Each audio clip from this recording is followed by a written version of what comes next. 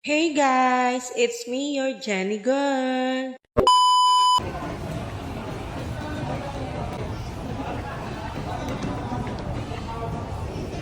Waiting sa kasama ko.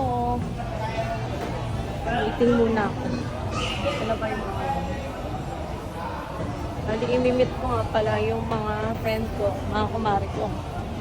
Ngayon lang kami magkikita-kita. After ilang months.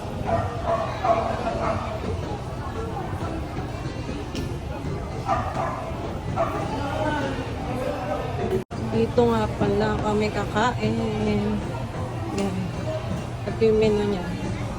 Stop niya na lang. At ayun nga, habang nagtitingin ako ng menu, bigla pala silang dumating. Tapos binidyuhan nila ako pareho, kaya natatawa ako.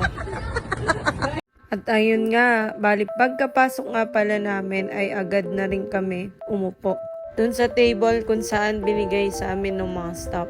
Ayan nga pala yung iba't ibang klase ng meat na mayroon sila. Merong beef, pork at chicken. Tapos sa seafoods naman ay meron silang hipon. Then may iba't ibang mga sauce at side dishes din sila. Katulad ng fish cake at kimchi.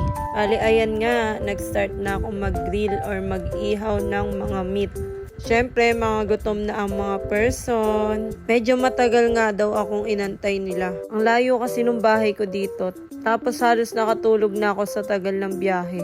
Sobrang traffic, tapos umulan pa. Sabi nga nila halos naikot na daw nila yung mall sa sobrang tagal ko dumating. Nakabili na nga daw sila ng price sa sobrang gutom na nila. At ayan na nga, Maritesan time. Ito talaga yung exciting part eh. Aminin nyo, kapag nakikita kayong magkakaibigan, ganto kayo. Hindi maubusan ng kwento. Actually, ganito talaga yung magkakaibigan. Hindi na uubusan ng kwento. Lalo na kapag matagal nang hindi nagkikita-kita. At sa totoo lang, biglaan lang talaga yung pagkikita namin dito. Pero tingnan nyo naman, natuloy kami. Sabi nga nila mas natutuloy daw kapag biglaan. Yung hindi plinano at nagkayayaan lang. Bali paluwas na ako ng Manila ng mga time na to. Nung nag-aya sila, kaya sabi ko, G, for the go. Total, minsan lang din naman kami magkita-kita. Ito nga din pala yung dahilan kaya hindi ako nakapunta dun sa event ni Idol. Nauna na kasi sila magyaya bago ko pa malaman na may event si Idol sa MOA. Then, sobrang layo din ang bahay ko sa MOA kaya feeling ko hindi na rin ako aabot in case na pumunta man ako.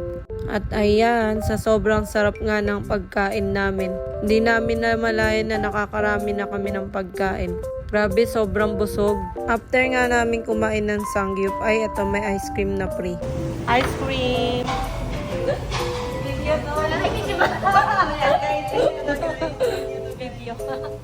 Ice cream. Tapos na kami kumain. Yun lang naman. Maraming salamat sa panonood.